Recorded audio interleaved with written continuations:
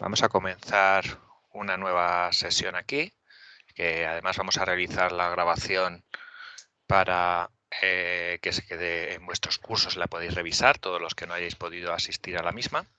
Y hoy vamos a hacer un seguimiento de cómo está realizándose vuestro curso de LPI. La primera parte, la sesión de LPI 1.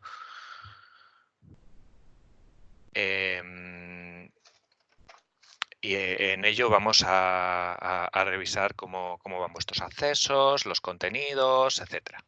Entonces, en primer lugar, vamos a echar un vistazo a lo que es los objetivos del examen del EPI. Entonces, recordáis que la sesión de bienvenida os comentábamos que había dos apartados, el EPI Exam 101 y el EPI Exam 102. De momento estáis haciendo la primera parte, la que es la Exam 101, relacionado con la certificación de administración de sistemas. Luego, la siguiente parte, el EPIC 2, ya correspondería a ingeniero de sistemas.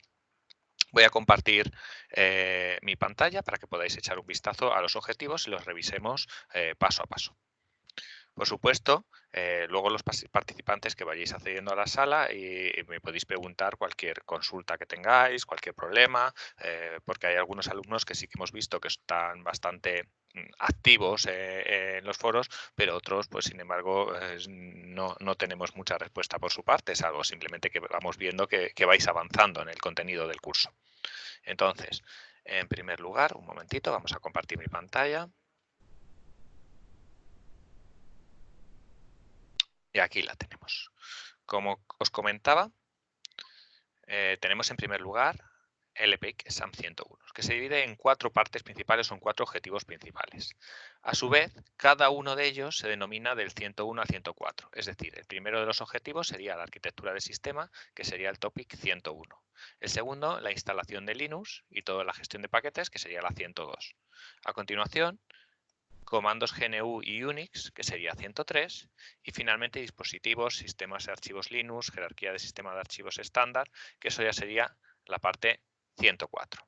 Con estas 4 partes estarían comprendidas en el primero de los exámenes. Cuidado, porque siempre es bueno cuando os vayáis a presentar a uno de los exámenes que podáis haber revisado también el 102. ¿Por qué? Porque muchas veces los creadores de este tipo de exámenes,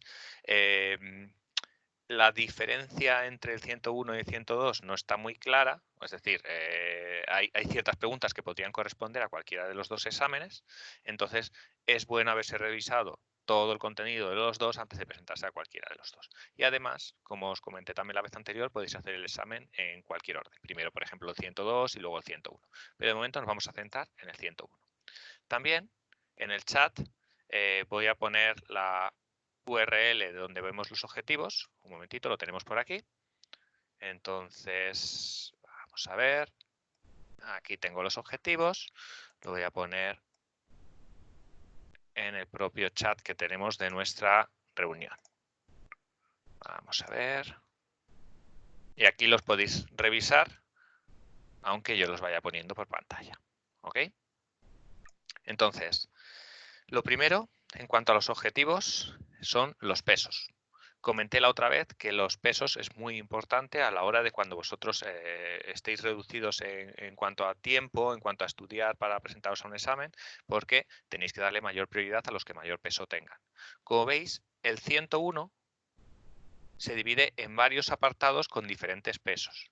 Entonces, el primero de ellos tiene solo 2, el segundo tiene 3 y así sucesivamente. Si nos vamos al 102, el 102 tiene un gran peso porque tiene muchos apartados y muchos de ellos muy importantes. 2, 2, pero si nos vamos al 103, vamos a ello, ahora después lo revisaré despacio, aquí sí que vemos que es de todo lo que tengamos en el 101 el que mayor cantidad de pesos que tiene en todo el proceso. ¿Vale? Entonces, vemos aquí otra vez peso 4, peso 4. ¿Cómo lo podemos dividir? Pues vamos a echar un vistazo rápido a, vamos a ver un momentito que voy a poner en el chat en otra pantalla para poder echar un vistazo. Vale. Aquí lo tenemos. Vale. Pues vamos a echar un vistazo a cada uno de los objetivos del 101 en adelante. En primer lugar, tenemos el 101 como la arquitectura del sistema. ¿Cuál es la idea de este primer paso? De este primer paso es conocer un poco cómo es nuestro equipo, nuestro ordenador a nivel físico. Y para ello hay una serie de comandos, una serie de ficheros que debemos empezar a conocer en Linux. Entonces, en las primeras unidades empezamos a echar un vistazo a el sistema de ficheros proc, empezamos a ver el directorio dev, empezamos a ver algunos comandos como modprof, lsmod, lspci, lsusb, es decir, todo lo que nos permite saber la información de nuestro equipo. ¿Dentro cómo? Pues dentro de nuestro propio Linux. Entonces, esto, lo primero que debemos conocer es para lo que sirve cada uno de los comandos. No es necesario saber todas las opciones, pero sí que es cierto que si aquí nos recomiendan que en el objetivo del 101.1 debemos conocer el lsmod o el lspci o el lsusb, pues sabemos que todos los comandos que empiezan por ls, que el ls ya lo habéis visto en muchas ocasiones, es un comando súper importante en Linux, pues todo lo que hace es listar un determinado contenido. ls simplemente lista ficheros, pero sin embargo lsmod pues lista módulos del sistema. lsusb lista las unidades de USB que nosotros tenemos en el sistema y así sucesivamente. Y como digo, aquí empezamos a ver nuestro sistema de ficheros, nuestra jerarquía de nuestro sistema de ficheros.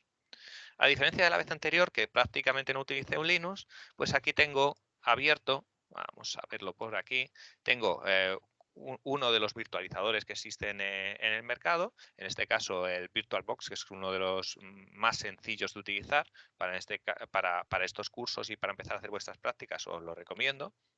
Aunque, por supuesto, si queréis un virtualizador potente tendríais que utilizar Hyper-V o VMware, pero para virtualizar una máquina Linux es suficiente con VirtualBox. Entonces, ahora ya tengo en marcha esta máquina. Si no habéis virtualizado nunca una máquina, entiendo que sí, porque tampoco he visto muchas preguntas al respecto en el foro, pero es tan fácil como archivo, nueva máquina virtual y a partir de ahí, perdón, aquí en máquina nueva y a partir de aquí seguir todos los apartados que te va indicando. Podéis virtualizar máquinas Linux, máquinas Windows, máquinas de todo tipo, ¿vale? Bueno, ya tengo en marcha mi máquina Linux y de hecho voy a entrar con el usuario que no debéis acceder nunca. Tener en cuenta que siempre debéis utilizar un usuario que no sea root, pero sin embargo, yo llevo ya muchos años de experiencia como administrador y en principio sé lo que hago con root y cómo deshacer las cosas que haya estropeado con root. Pero no accedáis normalmente a vuestro Linux con root. Eso sí, yo estoy accediendo para, si tengo que instalar cualquier cosa, si tengo que ejecutar cualquier acción, saber que no va a presentar ningún problema. Vamos a poner bien la contraseña porque no entramos. Bien, aquí ya estoy en uno de mis Debian y, como os decía, lo mejor para comenzar es saber los tres comandos básicos. ¿Cuáles son los tres comandos básicos? Pues el primero, el pwd, el segundo es el wami y el tercero ls, o por lo menos para mí me parecen los tres comandos imprescindibles para empezar a trabajar con Linux. ¿Por qué? Porque me dice ahora mismo en qué directorio de trabajo estoy, y está indicando que estoy en el directorio /root. Por otro lado estoy diciendo que soy el usuario root, que no tiene nada que ver con este de arriba, y por otro lado veo lo que hay en este directorio en este caso. Pues volviendo a los objetivos, echamos un vistazo que aquí habla de six, prof, dev, es decir, de distintos directorios. Desde barra, hacemos un ls y aquí tenemos una serie de directorios. ¿Veis? Aquí está sys, aquí está proc, aquí está dev. Hay algunos directorios que por defecto ya existen en nuestro Linux. Linux, a diferencia de Windows, está muy organizado. Es decir, aunque yo sea root, no debo crear un directorio que se llame mi directorio con un mkdir. Hagamos un ls de nuevo. Y vemos que aquí tenemos un directorio llamado mi directorio en el raíz. Eso es incorrecto, Por supuesto que ahí podemos guardar lo que queramos, pero no es correcto según la estructura de árbol que tiene Linux. En Linux tiene que estar en el directorio raíz, en el directorio barra, tiene que estar etc, home, boot, dev, media y así sucesivamente. Pero no crear directorios a nuestro antojo. Rmedir, mi directorio. Así que lo dejo como estaba originalmente. ¿De acuerdo? Bueno, una vez pasado esto, el 100.1, no me voy a meter en los propios comandos porque esto es parte de vuestro curso, e ir investigando vuestros comandos. Pasamos a la segunda parte, al boot the system. Boot the system, ¿qué es?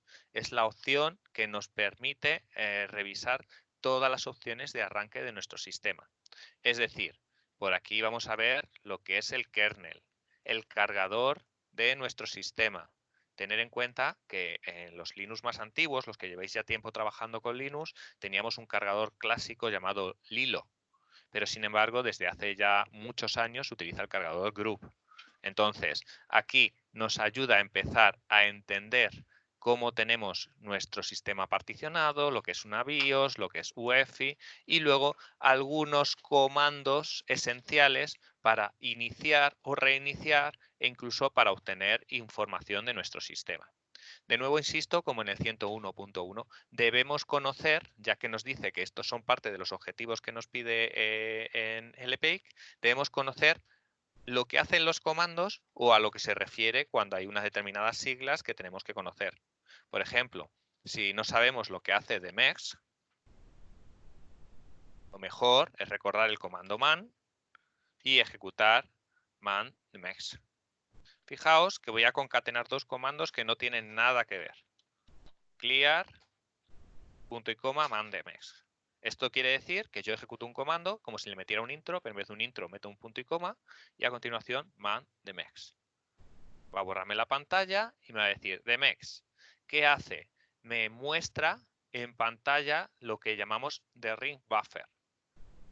Parece un comando sencillito y parece que no es importante, pero mira, como truco os diré que es una pregunta que suele caer mucho en LPIC 101. Es decir, muchas veces os preguntan, de estos comandos, ¿cuál es el comando que representa el ring buffer? No sé cómo lo denomina en español, el anillo de almacén o algo así.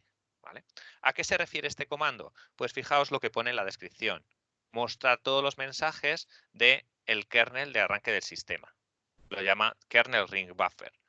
Con lo cual, si hacemos clear y ejecutamos este comando, vemos que nos muestra, que nos ha mostrado, fijaos, lo pongo aquí debajo, ¿qué nos ha mostrado en pantalla? Pues nos ha mostrado los mensajes que obteníamos cuando íbamos arrancando nuestro Linux. Esto nos pasa muchas veces. Muchas veces arrancamos nuestro Linux y nos salen mensajes de todo ha ido bien, todo ha ido bien, todo ha ido bien, pero en algunas ocasiones nos puede aparecer algún mensaje indicando que hay algo que no ha ido bien, como en este caso. ¿Veis? Que aparece en rojo. Como no es el objetivo de esta sesión ir resolviendo estos mensajes, lo que sí que quería es que vierais que en algunas ocasiones aparecen unos mensajes correctos y otras veces mensajes incorrectos. ¿Y esto para qué nos ayuda? Por si tenemos que buscar, por ejemplo, algún error en nuestro sistema. Por ejemplo, yo no sé qué respuesta me va a dar dmex, pero sí que quiero saber si ha habido algún error en dmex. Entonces, lo más cómodo es ejecutar este comando, digamos, compuesto por dos. El grep, el comando grep, nos permite buscar dentro de ficheros cadenas de caracteres. Entonces, en este caso, dmex, voy a buscar error. Por tanto, voy a pasarle el comando dmex y en vez de mostrármelo todo por pantalla, no lo voy a mostrar todo por pantalla. Voy a hacer un resumen de los errores que haya ido obteniendo. Y como veis, aquí de un vistazo veo cuando arranqué mi Linux los distintos mensajes de error que aparecieron. Y luego ya en cada situación tendré distintas opciones para modificarlos. ¿Vale? Pues lo dicho, volviendo al resumen de los objetivos, pues a revisar los distintos comandos, las distintas opciones, destacable junto con el de MEX, el init, ¿vale? el init que nos permite iniciar nuestro sistema en un nivel de ejecución, 0, 1, 2, 3, si no suena, hay una unidad, lo que no recuerdo si es en el 101 o en el 102, en el que habla de los run levels, los niveles de ejecución, y sysvinit systemd. Es decir, los dos formatos cuando se crearon Linux en los que se dividió los sistemas tanto de ficheros como de comandos. Digamos las dos vertientes en las que siguieron los distintos Linux desde el momento del nacimiento. Los que, digamos, los que lo hacen más similares a un Unix o los que los hacen menos similares a un Unix. ¿De acuerdo? Bueno, pasado esos, el 101 y el 102, perdón, el 101.1 y el 101.2, pasamos al 101.3. En el 101.3 esto ya empieza a coger más complicación. Aquí nos habla, fijaos que no se os va a pedir casi nunca que memoricéis ficheros, pero en algunas ocasiones sí que tenéis que recordar algún fichero. A lo mejor a lo largo de todo el curso, como mucho, tendréis que recordar 10 ficheros, o sea que no es algo excesivo. Todos podemos recordar como mucho 10 ficheros. Pues uno de ellos, por ejemplo, podría ser el etc inittab. Recordar que luego más adelante hay filtros, hay editores, con lo cual podemos echar un vistazo rápido a lo que tiene ese fichero. cat /etc /init tab. Fijaos, ¿por qué no aparece aquí como tal? Mientras que aquí nos dice que existe ese fichero. Porque los sistemas de ficheros de Linux están cambiando.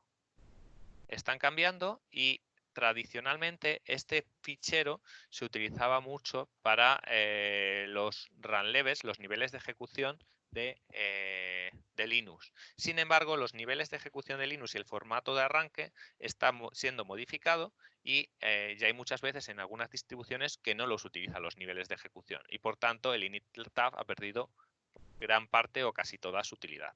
Sin embargo, hay otros comandos que siguen utilizándose sin ningún problema. El shutdown, el init. Esto nos permite apagar el sistema, planificar el apagado del sistema. Cuidado, que hay muchas formas de apagar el sistema. A echar un vistazo al shutdown, que es el más adecuado para apagar el sistema. Y luego, otros comandos. Fijaos, antes os he dicho que el inittab está perdiendo su protagonismo. ¿Por qué? En favor de esto de aquí, etc systemd. Vamos a ver si en nuestro Linux, en el que tengo descargado, lo tiene. cd /etc y hacemos un ls-l systemd, bueno, sys asterisco, y para que no se metan directorios ponemos -ld. Veis que ahí sí está el directorio systemd. Este Linux es más moderno y por tanto, más que un sistema de run levels, tiene un sistema systemd para el arranque. Como digo, esto ya lo tendréis que ver en la respectiva unidad, la diferencia entre ambos. ¿Ok? Bueno, pues seguimos en nuestra tónica de ir sabiendo para lo que significa todos los comandos o por lo menos los más importantes. ¿Vale? Hay algunos como el wall, que le echamos un vistazo si no lo recordamos, command wall, y vemos que dice escribe un mensaje a todos los usuarios. A lo mejor de por sí este mensaje, perdón, este comando no es muy útil, pero seguro que hay muchos comandos que a nivel interno utilizan el comando wall.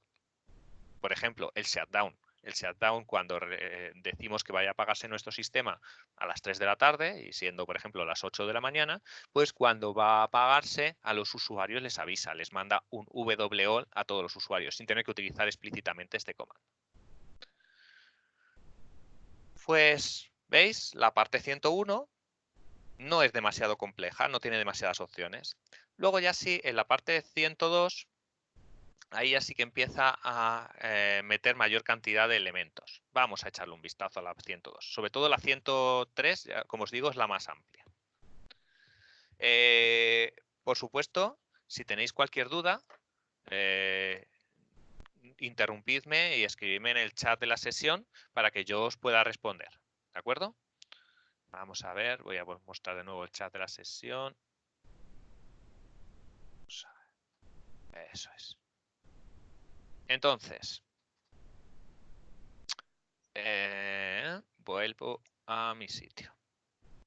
Aquí tenemos en la 102.1, primero, Cuando vamos a utilizar un Linux, no solamente nos hace falta saber cómo funciona nuestro equipo, sino también cómo luego vamos a configurar nuestro Linux. Es decir, tendremos un disco duro que a lo mejor solamente tiene 16 gigas si tenemos un ordenador antiguo, o que tenga 2 teras si tenemos un ordenador más moderno, por ejemplo, y que tenemos que saber cómo lo vamos a dividir, cómo lo vamos a particionar. Para eso hay que tener unos conocimientos mínimos de particionado. Recordar que los sistemas más tradicionales, MBR, lo que hacen es que nosotros solo podamos crear 4 particiones primarias, y luego el resto de particiones tendrán que ser, en el momento que convertimos una primaria en una partición que queramos subdividir, se llamará extendida, y en el momento en que la subdividamos, esas se llamarán particiones lógicas, con unas limitaciones. Esas limitaciones se suplen con los nuevos sistemas EFI u EFI, donde podemos crear una mayor cantidad de particiones. Bueno, aparte de eso, tenemos los sistemas de arranque, el boot file system, tenemos para qué sirve el directorio home. Hasta ahora no se había visto, pero aquí ya nos metemos de lleno en lo que es el directorio home. Y como todos sabéis, el directorio home es donde guardamos todos los usuarios del sistema. ¿Todos? Bueno, pues sería un decir en todos. Vamos a entrar en cd/home, hago un clear para que aparezca más alto el comando, y veis que si yo hago un ls, me dice que actualmente, aparentemente, en este sistema hay dos usuarios de que pueden interactuar con mi Linux. Sería alumno y alumno 2. Eso sí, realmente puede que haya más usuarios y que no tengan su casa o su lugar de trabajo aquí directamente en Home. No es lo habitual. Lo que sí que es muy habitual es que exista este directorio.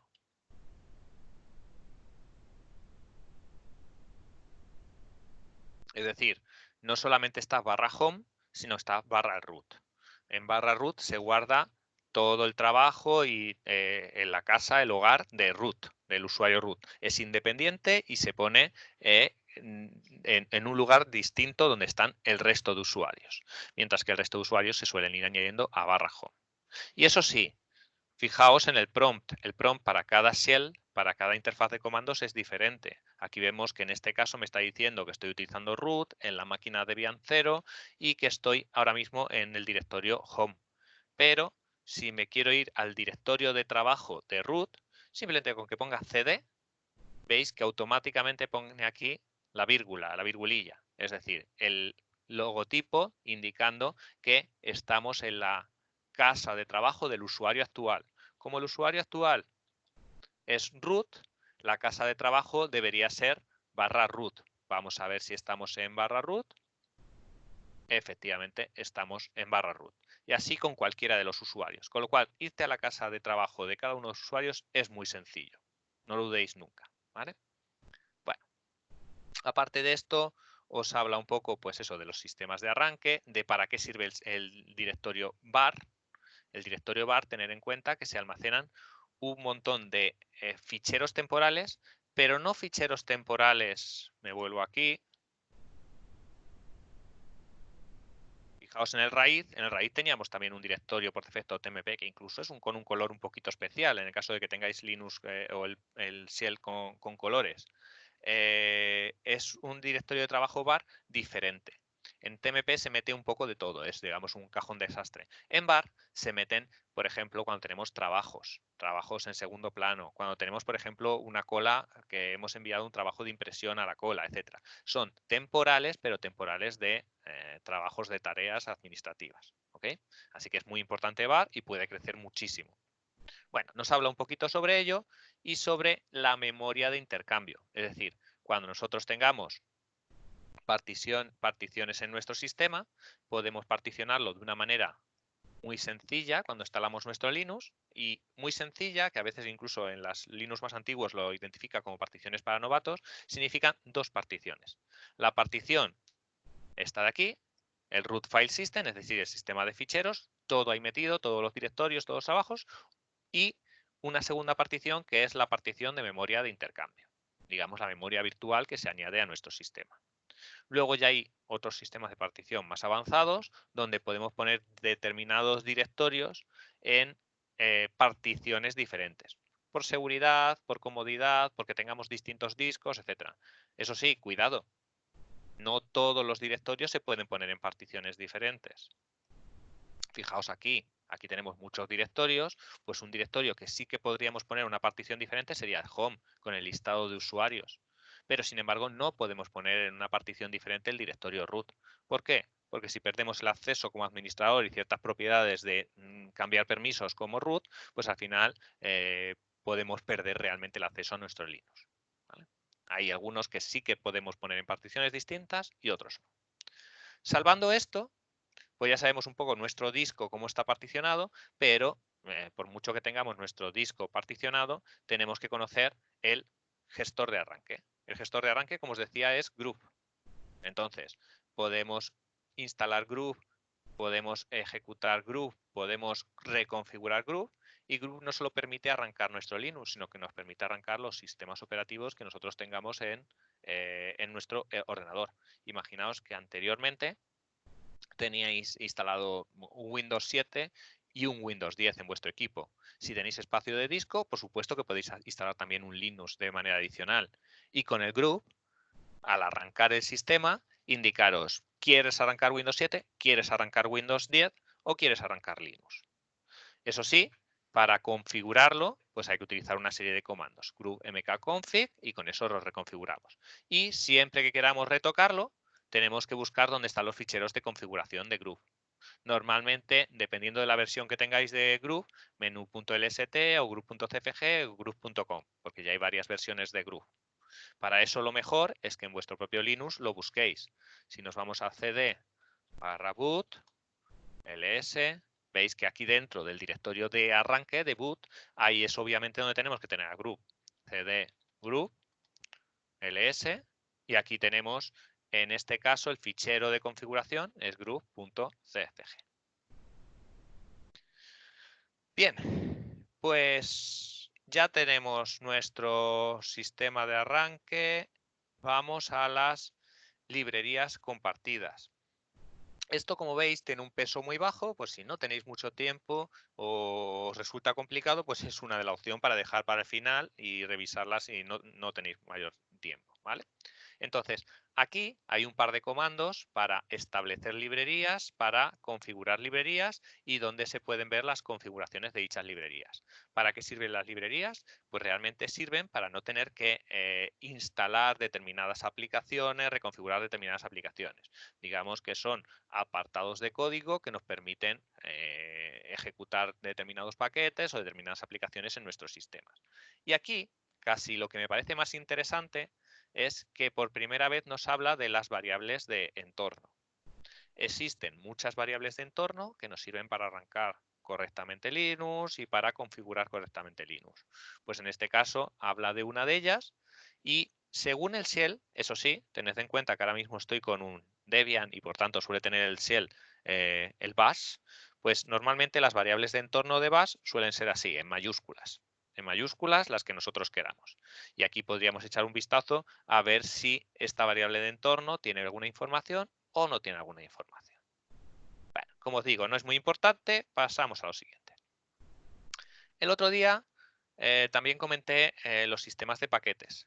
Los sistemas de paquetes hacen que nosotros gestionemos las aplicaciones adicionales que queremos utilizar en nuestro sistema.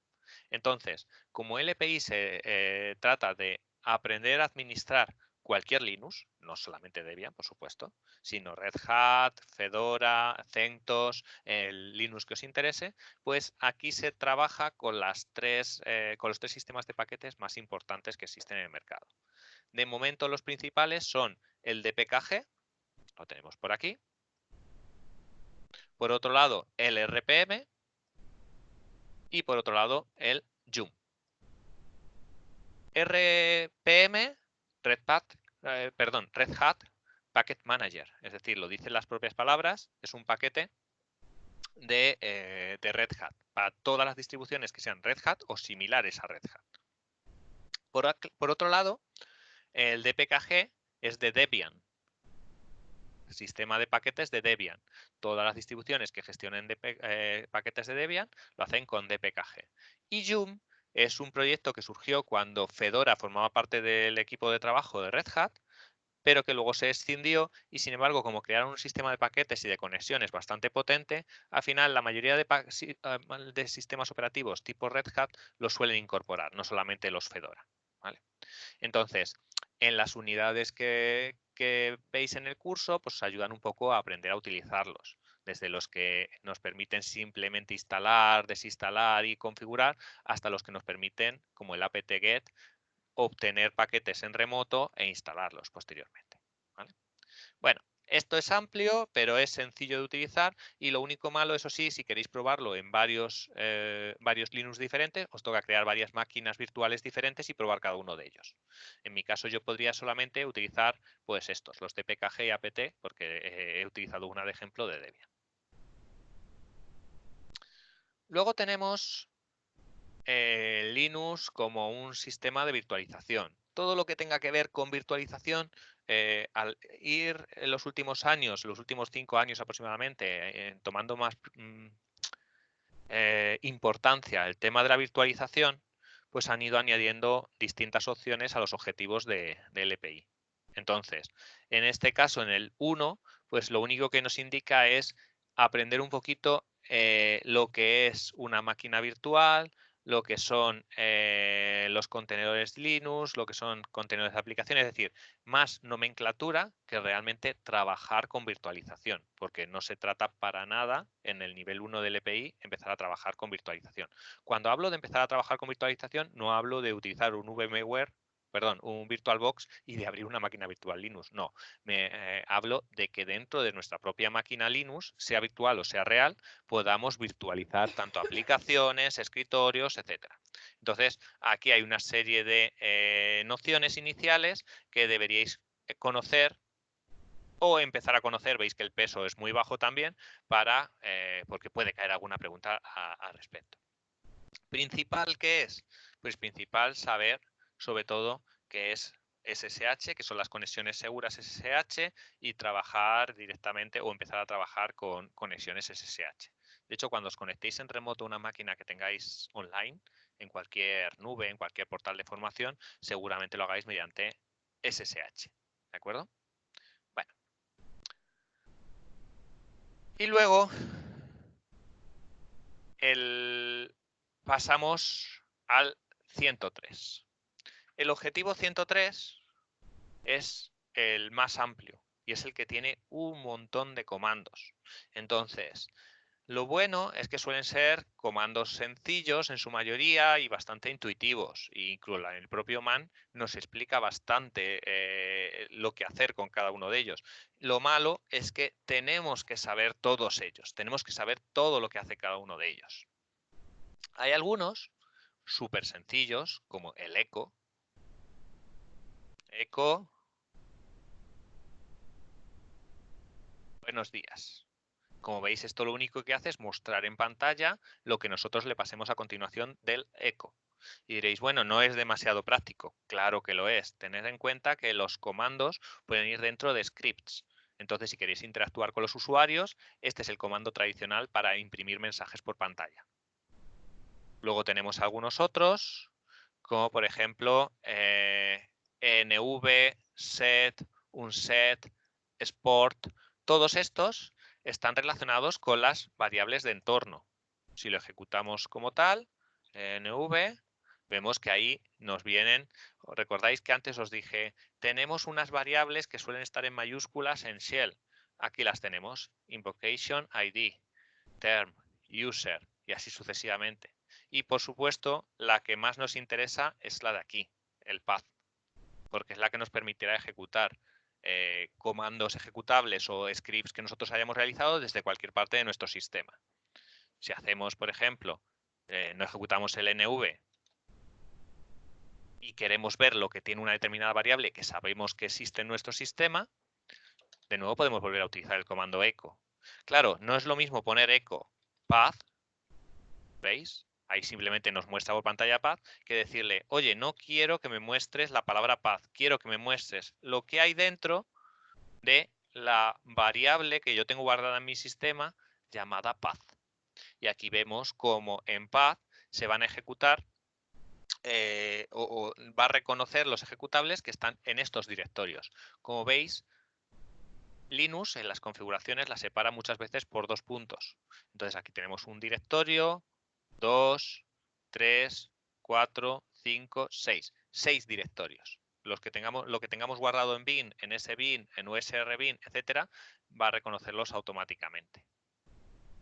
Entonces, si por ejemplo yo ejecuto un comando que luego está por ahí, vamos a hacer un where is passwd. Este comando nos permite cambiar contraseñas. Como veis, esto busca en la base de datos de mi sistema y busca todo lo que tenga que ver con passwd que tenga en la base de datos de nuestro sistema. Entonces busca algunos como este otro. Vemos aquí dos elementos que son muy diferentes. usr/bin passwd, etc passwd. etc passwd son los usuarios del sistema. Es un fichero que no es ejecutable. Pero usr/bin passwd, ese sí es ejecutable.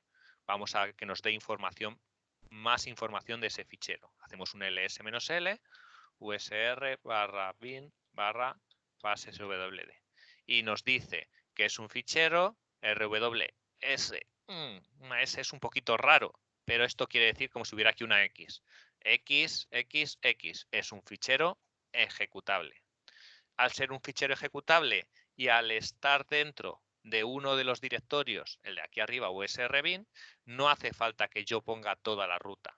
Yo puedo directamente decir passwd y el path me lo va a encontrar este ejecutable y me va a permitir ejecutarlo. Le doy un intro y veis que lo reconoce. En este caso no estoy metiendo una contraseña. ¿Y qué sucede? Que hay algunos comandos que con control C finalizan, pero otros no finalizan. ¿Veis? Lo único que sí que él por sí mismo tiene 3 reintentos y si no metemos 3 reintentos diferentes, pues finaliza el propio comando. Otra forma de ejecutar los comandos es directamente, si no sabemos si están en el path o no están en el path, poner toda la ruta a dicho comando. usr/bin/passwd. ¿Ok? Vale. Pues volvemos donde estábamos. Temas de las variables de entorno, which, man. Es decir, hay ciertos comandos que nos permite obtener información de ellos. En este caso, which passwd. Si quisiéramos saber dónde encontrar ese comando, nos dice, pues exactamente está en usr/bin/passwd. Que no es lo mismo que si ponemos man passwd, que ahí directamente busca, puede que el fichero de usuarios del sistema, el passwd, todo lo que tiene que ver con passwd.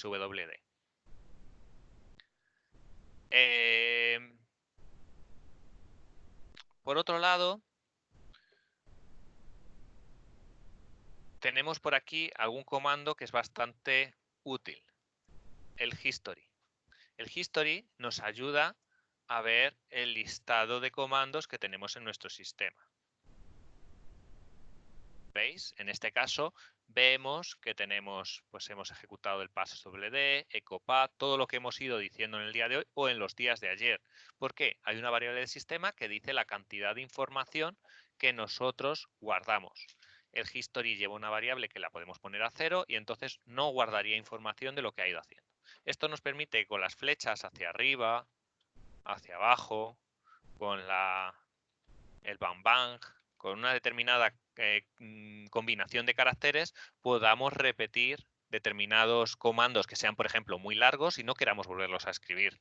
Directamente podemos decir, vuelve a escribir el 519, vuelve a escribir el último comando. Todo eso gracias al history. ¿Ok? Y el bash history, que simplemente aquí en esta ocasión es por primera vez donde se nos dice un fichero que empieza por un punto. Ya sabemos que cuando tengamos, vamos a irnos a mi directorio casa, aquí estoy en root y no es lo mismo hacer un ls que hacer un ls-a.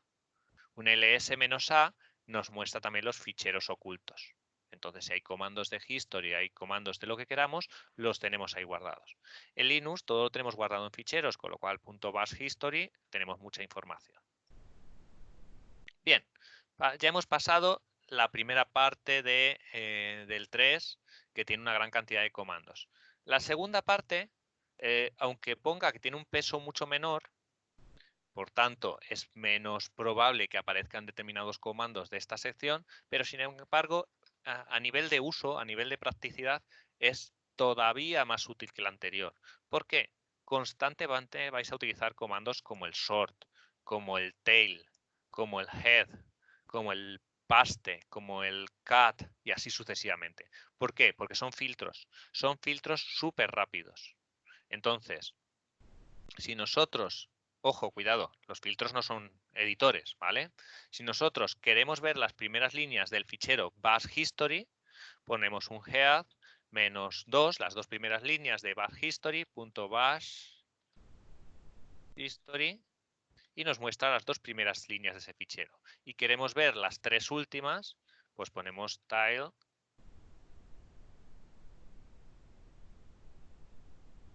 de -3 y vemos las tres últimas, ¿veis? Entonces, es muy práctico siempre saber utilizar todos los filtros. ¿Quiero echar un vistazo rápido a un fichero? Pues hago directamente un cat y el nombre de ese fichero, .bash history. Con lo cual, los filtros es la forma más rápida de revisar ficheros, de alterar visualmente los ficheros, porque estos no modifican los ficheros, y de trabajar con ellos de forma aunar contenidos de unos a otros y así sucesivamente. Entonces, a recordarlos muy bien. El sort y el NL son también dos de los más utilizados. Tener en cuenta que ls, yo tengo aquí una serie de ficheros y yo puedo hacer ls y pasárselo NL. Es decir, la salida de ls quiero que me la numere y que me diga, pues realmente lo que encuentras ahí en esta salida son 33 ficheros. Mientras que si hago un ls -a, obviamente me tiene que decir mayor cantidad de ficheros, porque me tiene que mostrar también los ocultos. Vemos que en vez de 33 me dice 43. Pues hay prácticamente 10 ficheros. No son exactamente 10 porque también hay un par de directorios ocultos que nos aumentan la cantidad de ficheros que hay en nuestro sistema. A aprender a utilizar los filtros, ¿vale? Nos vamos de nuevo a otra sección. No sé si tenéis alguna pregunta. Estoy aquí avanzando en todas los distintos objetivos de las distintas secciones, que puede venir muy bien como repaso, sin entrar en ninguno de ellos. No sé si os habéis encontrado problemas en utilizar algunos comandos hasta ahora, o hay alguno que os cause un poquito más de confusión, pero bueno, yo creo que viendo los manuales, las ayudas, los helps, los foros que existen en Linux, os pueden ayudar muy bien a utilizarlos. El 103.3 es muy importante también, por eso tiene un peso número 4, porque es lo que nos permite crear carpetas, que en este caso en Linux no se llaman carpetas, sino que se llaman directorios, crear ficheros, moverlos de ubicación de un sitio a otro, copiarlos de un sitio a otro y así sucesivamente. Entonces, por eso existen los comandos esenciales como el cp, mv, rm, rmdir y así. Todos estos nos ayudan a movernos entre los directorios junto con el cd. El cd no es un comando en sí, pero es el que nos permite movernos desde un directorio a otro. Es decir, vámonos a nuestro Linux, cd, hago un ls, cd directorio, ahí me quedo un directorio, vemos que tenemos ficheros y una forma rápida, ojo, el touch no es para esto, el touch es un comando que sirve para modificar los atributos de un fichero. Pero una forma rápida de crear un fichero vacío es así, fichero 3. Ya tengo 3 ficheros. ¿Ok? Y si quiero renombrar uno de los ficheros, mv, fichero, siempre origen y destino. En este caso, He renombrado fichero a fichero 1. Como veis es muy sencillo, pero hay que empezar a controlarlos. Y eso sí, si el MV dice que tienes que tener un origen y un destino, no puedes decir simplemente, como hacemos en otros sistemas operativos, como por ejemplo CP, el punto barra fetch, y que digamos, ¿qué estoy haciendo? Me estoy yendo al directorio anterior. ¿Quién es el directorio anterior? El directorio anterior es el directorio casa del usuario. ¿Tiene un fichero fetch? Sí. Origen, el fichero fetch. Lo quiero copiar en el directorio en el que estoy. Entonces, en el directorio en el que estoy, no lo podemos dejar vacío. Para decir en el directorio en el que estoy, tengo que decirle un punto. Y ahí ya tengo un nuevo fichero copiado aquí. ¿Vale? Siempre a respetar los formatos y si no los tenemos muy claros, a mirarlos con el man. Aparte de esto, existen por aquí algunos comandos mezclados, por ejemplo el find. El find es importantísimo, es de los comandos más importantes de Linux. ¿Por qué? Porque nos ayuda a buscar cualquier fichero en cualquier lugar de nuestro sistema. Por ejemplo, find, ¿desde dónde? Pues quiero empezar a buscar ficheros desde la casa del usuario con el que estoy.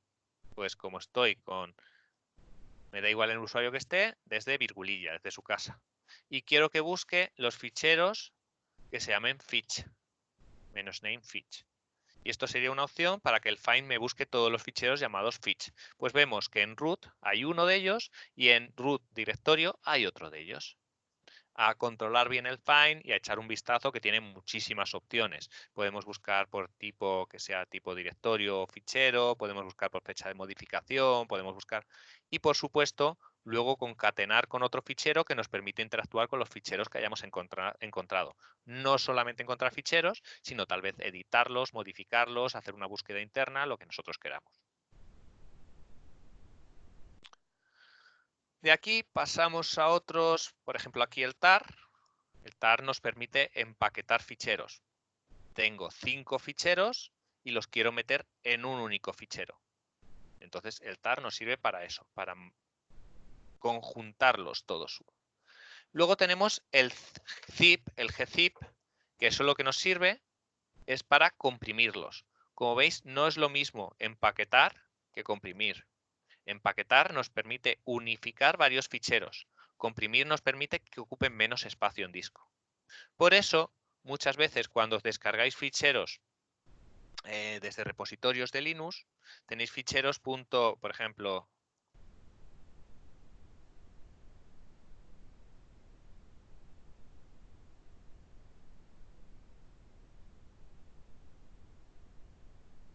tenéis ficheros de este tipo, fetch.tar.gz. ¿Qué significa eso? Que aquí este fichero, que inicialmente parece uno, pues puede contener varios ficheros porque está empaquetado. Luego, con las herramientas de desempaquetado, con la herramienta tar, podemos saber qué ficheros. Pero aparte, para que ocupe menos espacio, lo podemos comprimir. Hay un estándar que dice muchas veces que cuando hagamos un tar y un gz, muchas veces los veremos así, como tgz, que es la unificación de ambos. Bien, vamos a seguir por aquí. Hay otros sistemas de compresión y descompresión, gzip y bzip2, bunzip, etc. xz, un xz, hay muchos sistemas, ¿vale? Entonces, a echar un vistazo todo esto, todo lo que nos permite comprimir, descomprimir, hacer copias de seguridad, echar un vistazo a qué tipo de fichero es el que tenemos, a saber lo que hace cada uno de estos comandos. Pasamos al siguiente. En este caso, streams, pipes y redirects. Aquí nos habla solo de 2 comandos, pero esto lleva mucho más. ¿Por qué? Porque cuando nosotros, aparte del t y del args, cuando nosotros hacemos, por ejemplo, un ls, podemos decir que lo muestre en el fichero salida por defecto, es decir, eso tan raro es muéstralo por pantalla, o que lo muestre en el fichero que nosotros queramos. Por ejemplo, salida. Si ahora hacemos un cat salida, ahí vemos que ha guardado el listado de ficheros que había en ese sistema. Pero si hacemos un ls flecha flecha salida, lo que estamos haciendo es concatenar lo que tenemos nosotros en nuestro directorio actual y añadírselo a continuación a salida, sin borrar lo que hubiera antes. Cat salida. ¿Veis la diferencia de la redirección simple, la doble redirección? Y si hacemos un ls flecha salida, ahí estamos sobreescribiendo. Cuidado con los comandos tipo cp, rm, mv, rmdir, redirecciones, redirección de errores. Todo esto son comandos destructivos. Quiere decir que si no lo hacemos con precaución, podemos eliminar lo que no queramos. Siempre que queramos hacerlo y que nos pregunten en nuestro sistema, pues lo ideal es preguntar. Es decir, ¿quiero borrar el fichero salida? Pues pregúntame de manera interactiva. Dime, quiero borrar el fichero salida. Me va a decir, ¿quieres borrar el fichero salida? ¿Sí o no? Sí. Y ahora no hay una vuelta atrás. Aquí no hay una papelera de reciclaje. Veis que ahí ya no está el fichero salida. ¿Ok? Bueno, así que, por un lado, aunque aquí no lo indique, las redirecciones hay que tener mucho cuidado, saber lo que es el stdout, el stdin y saber localizarlos, recorrer el directorio /dev, ahí tenemos información al respecto, y luego el t y el xargs. ¿Para qué es el t? El t es como una tubería. Entonces, yo puedo hacer un ls,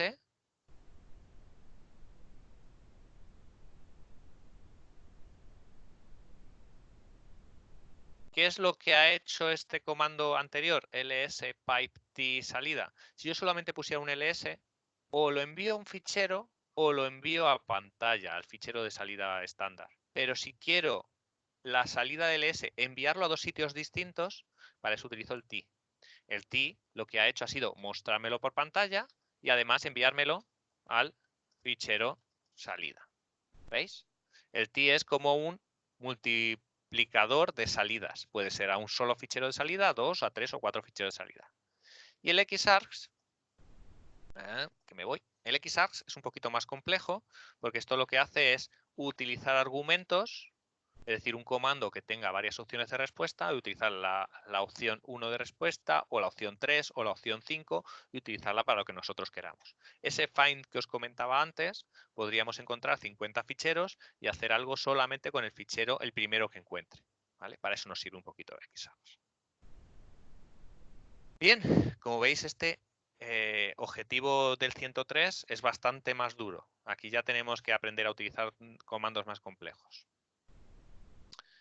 Y luego tenemos otro elemento importante del 103, que es los procesos. Los procesos del sistema, de hecho, el comando súper importante es este de aquí, el ps, nos indica todo lo que hay ejecutándose en mi Linux. Con eso podemos detectar si hay ejecutándose distintas consolas, si hay ejecutando distintos usuarios comandos, si los comandos están utilizándose de manera automatizada, sin que sean los comandos. Todo eso gracias al PS. Es cierto que el PS, si lo ejecutamos como tal, parece que nos muestra pocas opciones, pero si ponemos alguna opción más amplia como "-a", "-e", pues aquí sí que nos devuelve mucho más información. Aquí vemos muchos más comandos. Aquí tenemos los demonios en ejecución, vemos el SSHD, es decir, aquí tengo en activo para que yo pueda conectarme a este Linux por SSH, pero veo también que hay algunos elementos ejecutándose, por ejemplo, en una consola. En la consola número 4 está ejecutándose el bash y se ha hecho un login también en la consola número 4. En la 3 también tengo ejecutándose un bash. Es decir, tengo algunas consolas que están trabajando en paralelo, no solo en la que estoy yo ahora mismo. Creo que estoy en la consola número 2. Junto con esto, con este PS, pues hay otros como donde está el kill. El PS y el kill van de la mano. Cuidado, el kill es un falso amigo, es decir, no es matar los procesos. El kill es enviar mensajes a los procesos. Entonces, por supuesto, uno de los mensajes que se puede enviar es finaliza este proceso. Y luego tenemos otros para creación de tareas. Yo puedo crear una tarea, llevarlas a segundo plano, llevarlas a primer plano, etcétera. Con esto aprendemos un poco a gestionar las tareas de primer plano y en segundo plano. ¿Qué es primer plano y segundo plano? Pues realmente primer plano sería esta pantalla que estamos viendo y segundo plano es lo que está ejecutándose sin que nosotros lo veamos. Yo puedo tener 5 comandos, 5 scripts ejecutándose en segundo plano sin yo verlos y sin embargo en primer plano seguir trabajando y seguir haciendo borrados de pantalla y haciendo lo que yo necesite hacer en este interfaz de comandos, en este shell. ¿Vale? Pues con este aprendemos, con este objetivo aprendemos todas esas opciones. También nos dice si se están ejecutando más recursos, menos recursos, sería el equivalente a el administrador de tareas de Windows. Luego hay otras opciones adicionales al kill, pero bueno, es nada más que modificarlo. En vez de kill sería process kill, kill a todos los procesos, watch, screen, demux. Luego al final lo he dejado para cuando vaya a cerrar la sesión un vistazo a algunos comandos más inhabituales, como puede ser, por ejemplo, screen y tmux. Eso lo veremos al final del día, que me parece interesante. Sobre todo el tmux, screen no voy a meter en ello, ya que el tmux se utiliza más hoy en día. ¿Vale?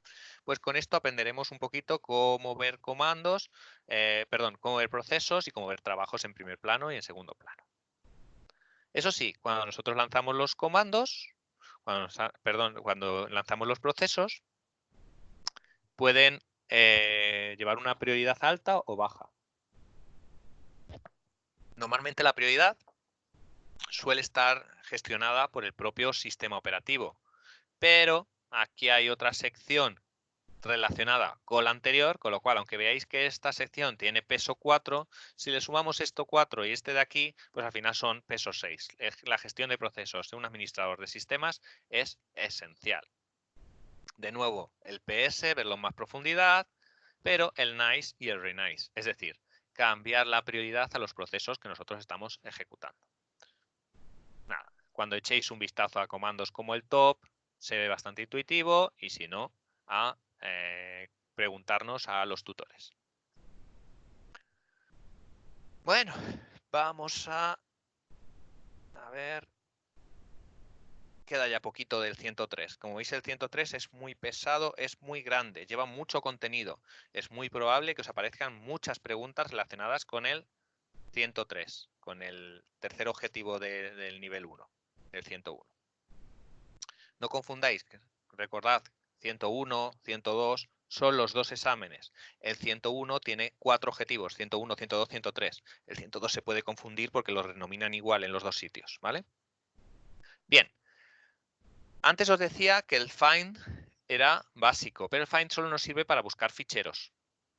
El que es, para mi gusto, incluso más importante que el find es el grep, con algunas opciones adicionales al grep. El extended grep, creo que era file grep, pero en principio el grep es el principal. ¿Qué es el grep? El grep nos permite buscar algo dentro de un fichero. Por tanto, si yo tengo ahora mismo S-L, tengo aquí varios ficheros, veis que todos los ficheros están vacíos menos Fitch. Vamos a echar un vistazo rápido a Fitch, a ver qué tiene, que no tengo ni idea. Mira, tiene números. Entonces, sin yo saber lo que tienen los ficheros, yo puedo decir, oye, busca en concreto, a ver si en algún momento he metido el número 5 en ¿dónde? En todos los ficheros que empiecen por Fitch. Fitch, fichero 1, fichero 2, fichero 3, fitch.tal.gz, etc. Y aquí me dice, sí, encuentro el número 5 dentro de los ficheros que empiezan por Fitch. ¿Y en concreto en cuál? En Fitch, como habíamos visto antes. Y me devuelve por defecto la línea que contiene el número 5. Todo esto luego se puede modificar. El grep tiene un montón de opciones solamente para que me diga la palabra coincidente, para que no me diga el fichero, para que los coloree los sitios donde ha encontrado el texto. Tiene un montón de opciones. Y donde he puesto el 5 a veces se puede sustituir, y aquí es una de las partes más complejas, por una expresión regular. Y las expresiones regulares son otro mundo adicional a las almohadillas, a los asteriscos, a los comodines que nosotros utilizamos para trabajar con ficheros. ¿Vale? Pero bueno, hoy no se trata de estudio de expresiones regulares, sino revisión de objetivos. Así que ya tenemos el grep por aquí. Veis que también tenemos el set.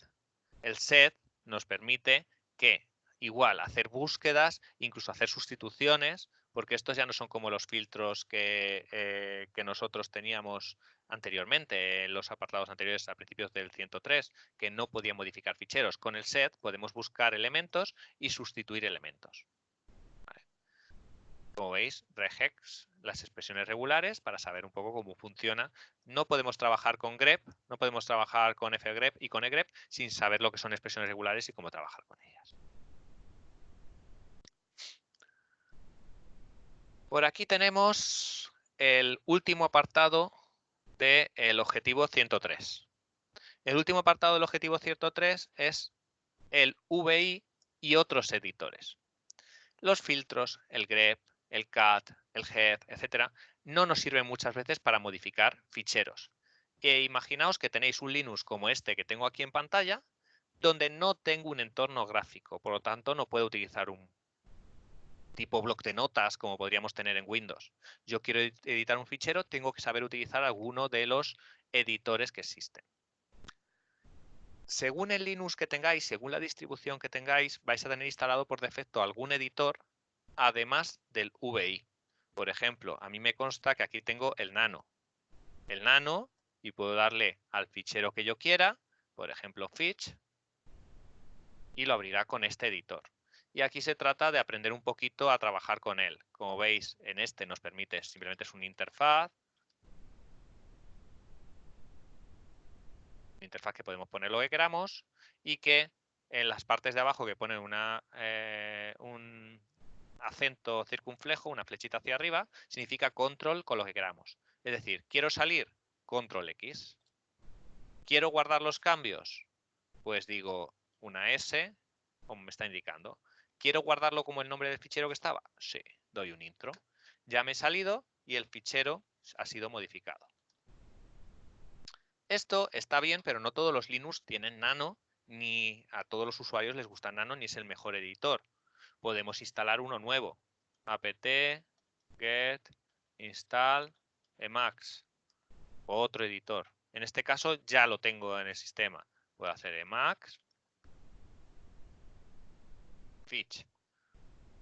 Otro editor diferente.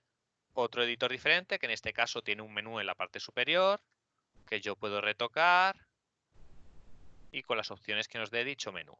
Vamos a darle simplemente a salir. Como veis, control X y fuera. Ya estoy fuera del Emacs. Y lo que sí nos importa, aparte del Emacs, del Nano, de otros editores, es el VI. ¿Por qué el VI? Porque el VI es como si formara parte del kernel. Todos los Linux lo llevan. Entonces, cualquier administrador de sistemas debe conocer las opciones básicas del VI. El VI lo que pasa es que es un poquito complejo. Y si lo abrimos, vemos que automáticamente se ve de una manera, no se ven unos menús asociados, salvo que nosotros configuremos algunas cosas y aún así es muy poco configurable en los menús. Ahora mismo está en modo comandos. Yo ahora mismo puedo ejecutar una serie de combinaciones de teclas para moverme, por ejemplo, escape y una G mayúscula se va al final del fichero. O, por ejemplo, escape A. Si pongo una escape A mayúscula, se va al final de la línea en la que estoy y se pone en otro modo que ya no es el de comando, que se pone en modo escritura. A partir de aquí ya puedo empezar a escribir.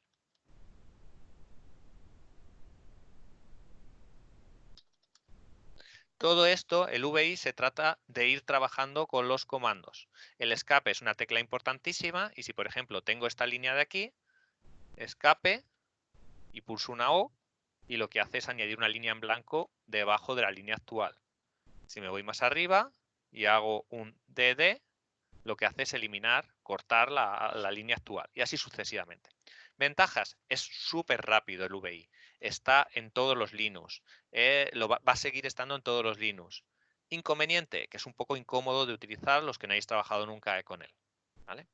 Para guardar, escape, dos puntos, veis que aparece en la parte inferior izquierda los dos puntos, y a partir de aquí puedo decirle write, sobrescribe el fichero y salte.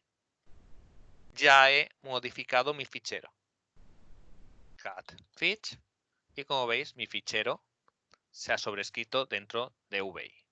Así que en esta parte, en esta sección, pues como veis, no le pone un peso bajo, es un peso número 3, es decir, aprender a trabajar con el VI, con las opciones esenciales del VI, saber las diferencias, por ejemplo, entre Q exclamación o W exclamación o ZZ, DP, las opciones por lo menos que aquí recomienda. Porque más que probable, alguna pregunta relacionada con el VI aparecerá. ¿De acuerdo? Bueno, parece que no, pero veis, ya nos hemos revisado casi todas las opciones del 101. Ahora faltaría la última parte, la parte relacionada con el sistema de ficheros y dispositivos.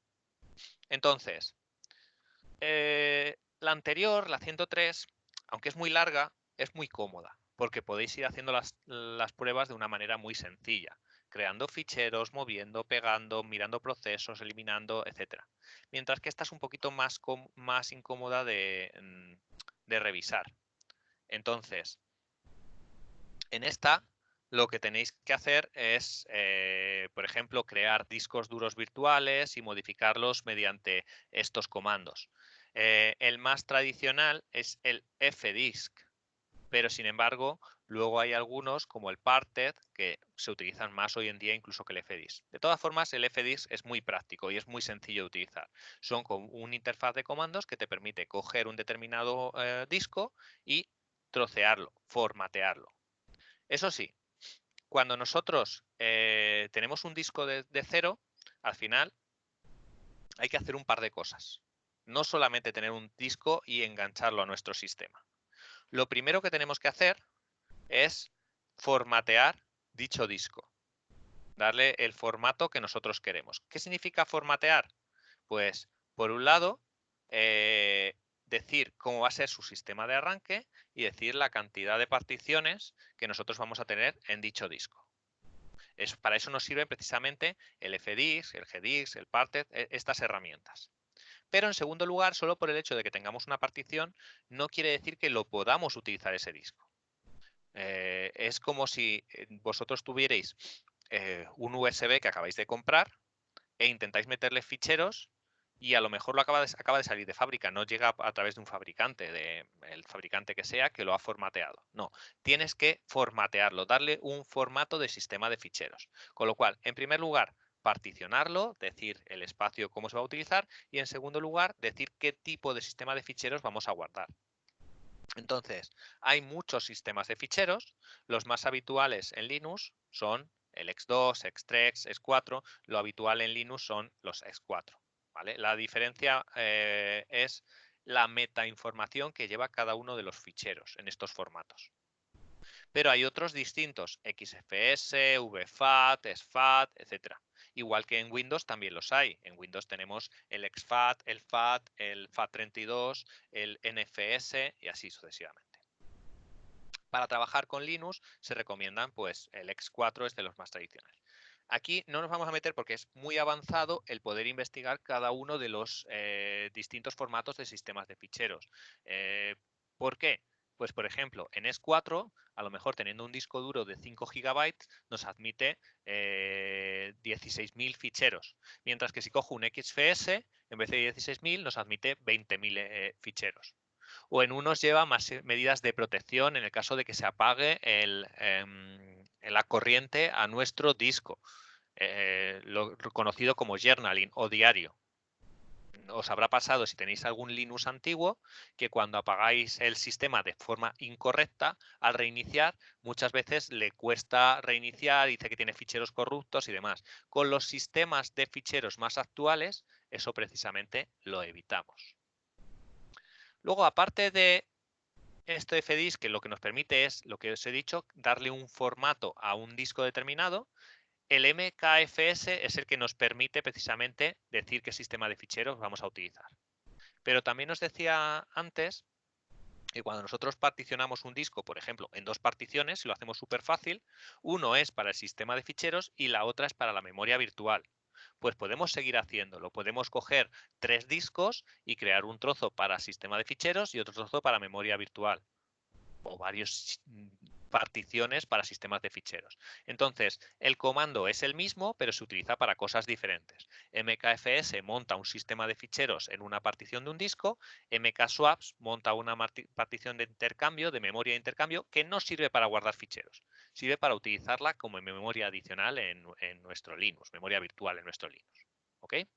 Así que, bueno, a echar un vistacito a esto, que es una teoría bastante densa, pero es muy práctica.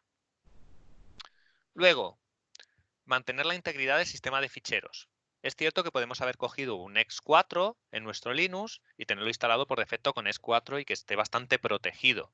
Pero sin embargo, Linux lleva determinadas herramientas automáticas que dice, por ejemplo, si cuando inicies 10 veces hace tiempo que no se ha revisado tu sistema de ficheros, hazle automáticamente una revisión de tu sistema de ficheros. Y lo tienen muchas veces implementado en tareas automáticas para el sistema de ficheros.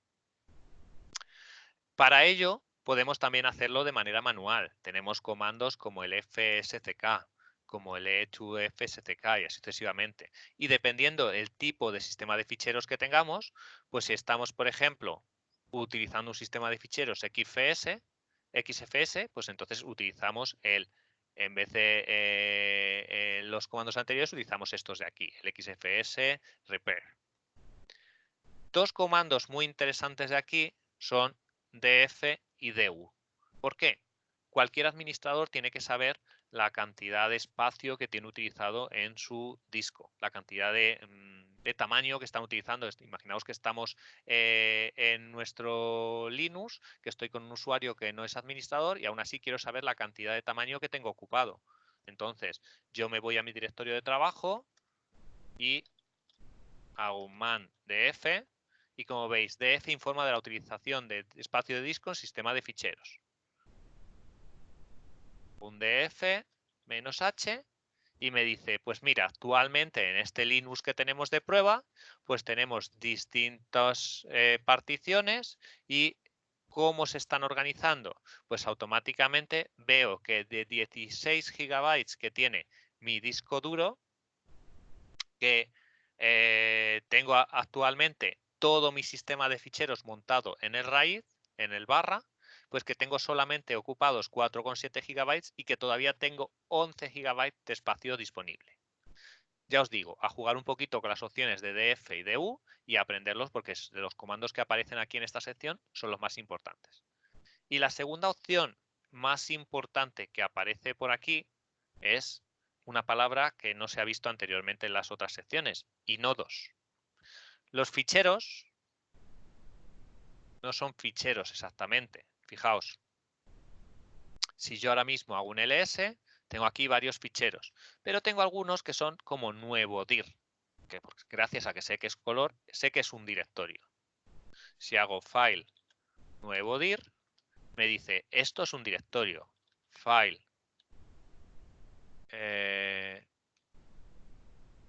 nuevo 2 y me dice esto es un fichero que está vacío.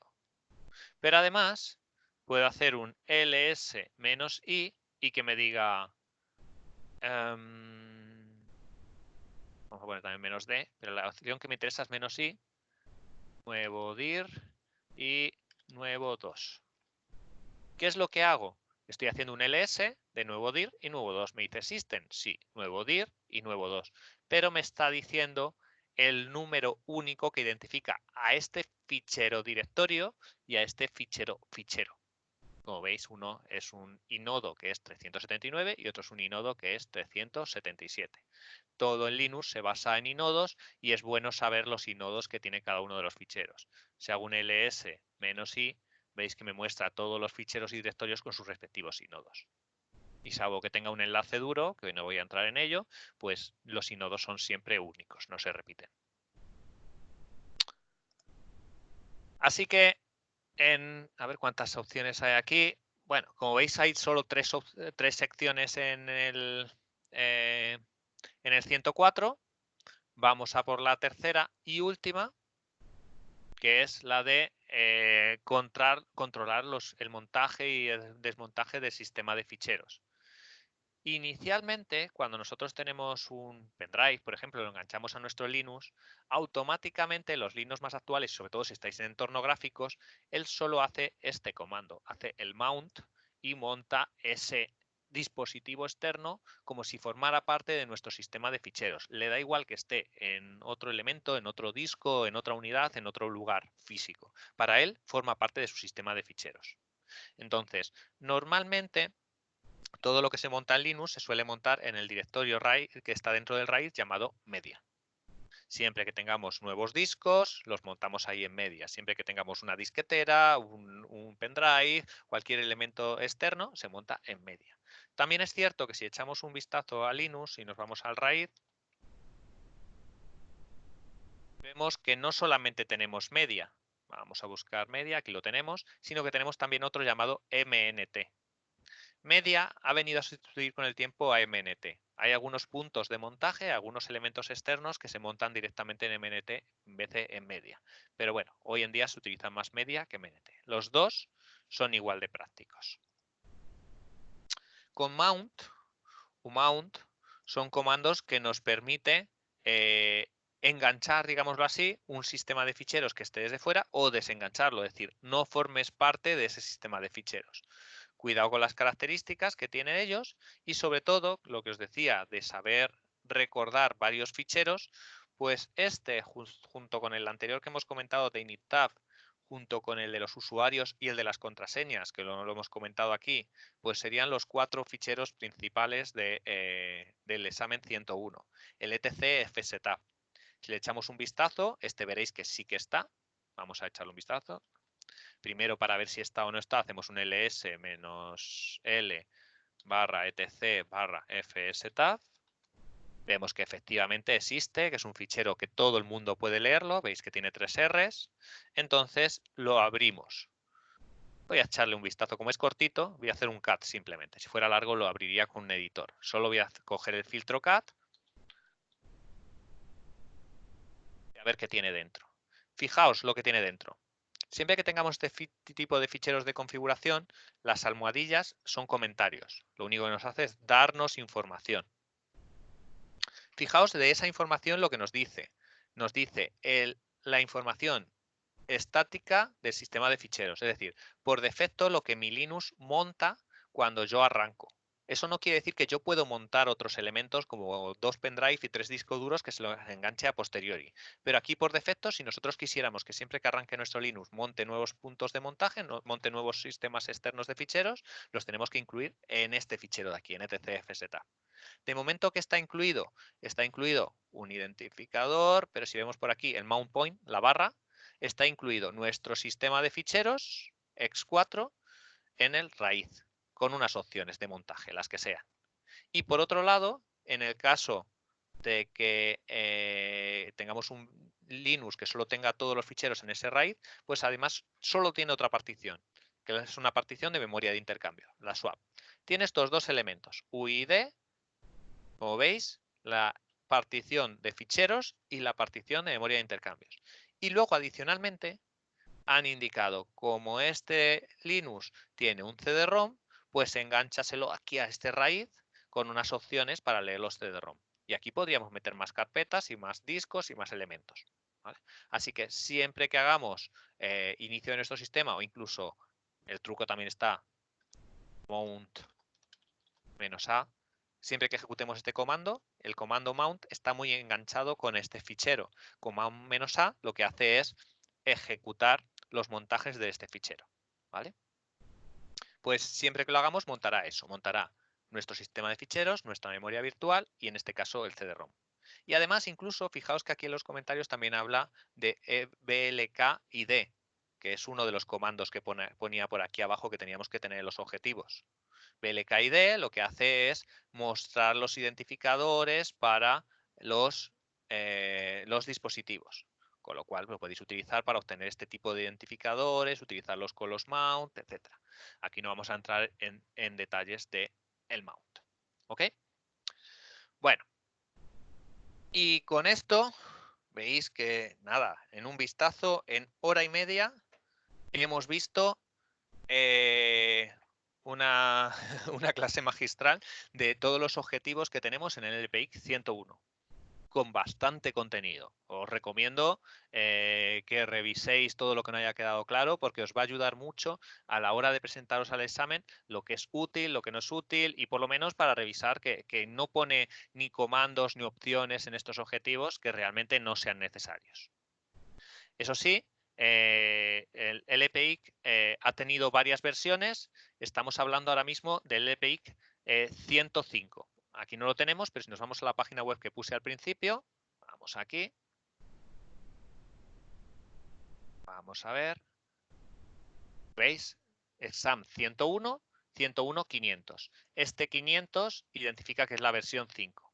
Muchas veces os encontraréis por la red exámenes de prueba y opciones del 400, porque el 500 lleva un año o 2 años escasamente. No creo que llegue ni a 2 años. Bueno, los objetivos son muy parecidos, así que no os preocupéis que os sirven para estudiar con unos u otros. Son muy similares. Algunas veces, como pasa en este, pues por ejemplo han quitado uno de los objetivos que había en el 101 al final, el 104.4. Pero lo único que hay que buscar es detalles. Afortunadamente Linux no ha cambiado tanto a lo largo del tiempo como pueden ser otros sistemas operativos de la competencia. Bueno, vamos a descansar un poquito la voz, a ver si tenéis alguna pregunta de lo que hemos visto hasta ahora, y ahora os doy una pincelada adicional que no seas puramente objetivos de por aquí. Ahora es el momento de escribirme cualquier pregunta que tengáis. Voy a escribir aquí en el chat.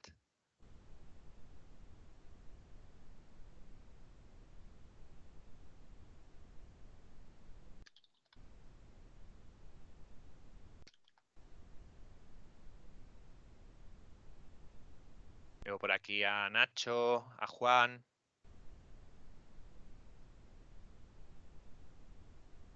Vale, espero que esté. Alguno habéis entrado un poquito más tarde, eso sí, entiendo que por temas de trabajo. Exacto.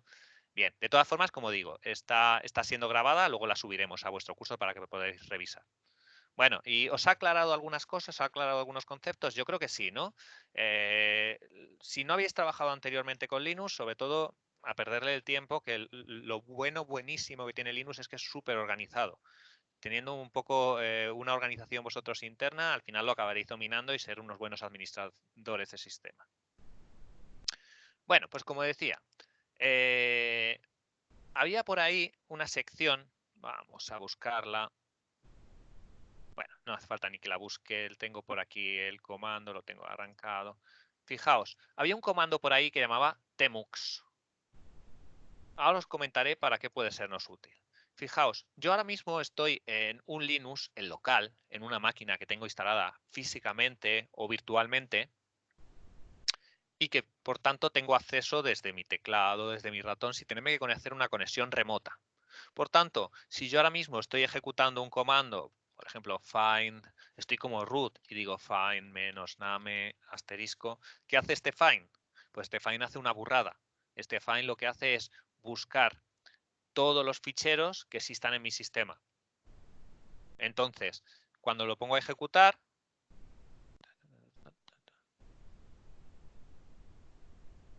a ver,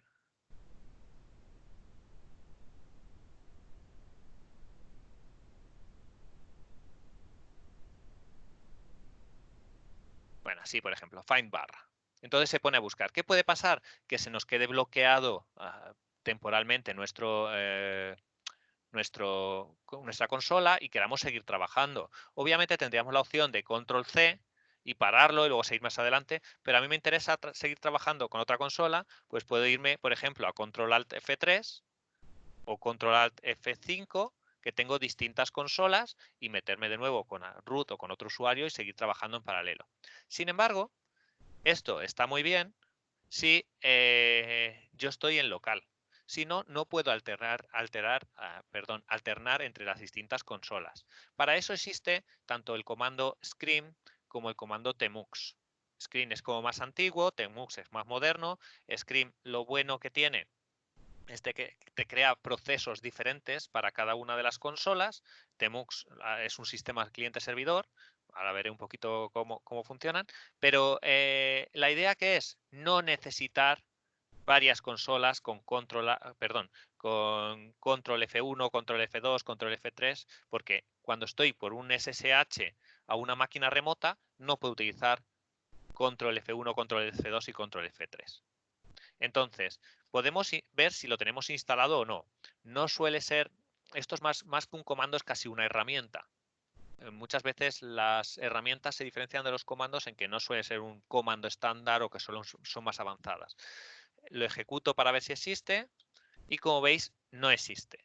Pues lo primero que hago es, como no existe, lo que voy a hacer, voy a ver si encuentro el paquete. Estoy con Debian, con lo cual utilizo el servicio dpkg, en concreto el apt-get que me permite conectarme en remoto, instalar, a ver si existe tmux y lo puedo instalar así, tal cual, a ver si lo encuentra.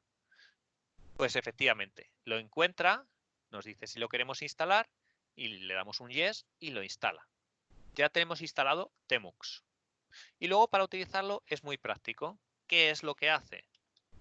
Pues tmux lo que hace es interactuar y crearnos varias consolas dentro de la misma pantalla. Os he puesto esta URL que me ha parecido bastante interesante, aunque no es una URL oficial, pero bueno, muchas URLs a veces son muy didácticas, aunque no sean las oficiales. Así que voy a ponerlas por aquí para que la tengáis igual que yo. Y lo que os dice es un poquito cómo empezar a trabajar. Fijaos que cuando hemos arrancado tmux, lo que nos dice es, estás con un shell llamado bash y estás en esta pantalla, la pantalla número 0. Ahora, ¿qué puedo hacer? Pues puedo poner control B y poner una C. Primero control B y luego una C. ¿Qué ha hecho eso? Me ha dicho, creo bash 0 y creo bash 1. Ya tengo dos pantallas dentro de la misma pantalla, dos shells dentro de la misma pantalla. Ahora mismo estoy trabajando en el 1. Veis que aquí aparece un asterisco. Si estuviera trabajando en el 0, me pondría un asterisco detrás del 0. Aquí nos dice las opciones básicas. Con C creamos. Con N y con P lo que hacemos es ir a la anterior o a la siguiente. Vamos a crear 3. Control B, C. Ya tengo 3. Con lo cual, voy a decir, estoy en la número 2, hago un echo, pantalla shell 2. Y ahora digo control B, N. El siguiente al 2 sería como circular, se va a la 0. Con lo cual, echo, estoy en la pantalla el 0. Control N, control B y luego damos una N y se pasa a la 1 y así sucesivamente. Control B y me voy a la P. La P es la anterior. Veis que yo tengo 3 shells y puedo estar trabajando con 3 shells dentro de la misma pantalla. Es muy práctico. No necesito hacer control alt F1 e irte a distintas consolas. Estoy dentro de la misma consola con varias pantallas dentro de la misma. Por supuesto, puedo dedicar cada uno una cosa. Por ejemplo, este de aquí podría decir un ls, me voy a control B y hago un N, a la segunda hago un PS menos A, es decir, en el primero he hecho un ls y en el segundo lo que quiero ver es los procesos de mi sistema. Fijaos, TTI me dice que tengo un sistema de cliente-servidor, que es como funciona. Y en el control B vamos a darle, en vez de darle al P o a N, voy a darle un 2, control B y después un 2. Se va exactamente a la número 2. Imaginaos que aquí en vez de 2 hago control B, C, control B, C, control B, C. Ahora ya tengo 5. Hago control B y vete directamente a la 2, que es la que me interesa. ¿Vale? Así que nos sirve para esto, para cuando tengamos un SSH, os recomiendo que si necesitáis varias consolas en una máquina remota a la que necesitáis acceder, pues no está de más instalar un tmux y os sirve para interactuar con varias pantallas. Para salir, pues bueno, aquí os da una indicación, os dice control B y un ampersand que os permite cerrar en la pantalla en la que estáis. Vamos a probarlo, control B, ampersand. dice, ¿quieres eliminar este shell? ¿Quieres parar en el que estás trabajando el número 2? Le digo yes. Y ya solo tengo el 0, 1, 3, 4 y 5. Otra opción, ahora estoy en el 5, es hacer un exit simplemente. Ya ha desaparecido. Un exit en el 4, un exit en el 3, un exit en el 1 y en el 0 hacemos un exit y con eso directamente ¿qué haría? ¿Se saldría del shell? No, se saldría en este caso de el último comando que hemos hecho, del tmux.